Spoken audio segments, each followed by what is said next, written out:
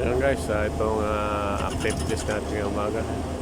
Inuhukay natin yung gilid na yun. Expose natin yung, yung paglalagay ng tie rod. So, hanggang doon sa may benching na yun, susubukan natin hukayin guys. Para ma-expose natin dito yung mga tie rod na nalalagay natin guys. Pinuhukay niya na yun doon, nagbe-benching siya para pagbaba siya, hindi siya magkukulaps. Ito namang isang excavator natin din ang ginagaya, yung hinuhukay, ini-stockpile doon naman guys. Doon naman niya yung stockpile.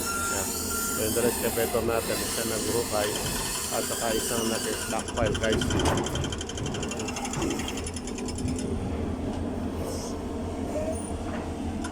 Okay, so excavation and stockpile muna ngayong umaga ginagawa natin.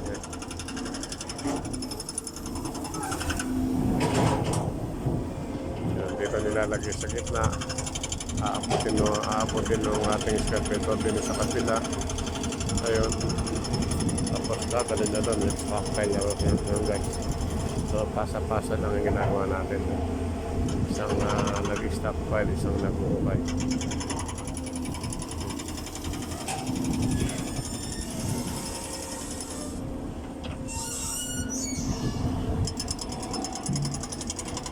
Excavation and stockpile.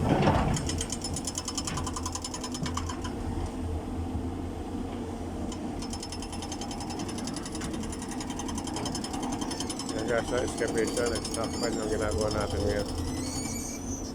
So, and pag nahukay na yan, tingnan natin kung ilan yung magagawa nating tie rod.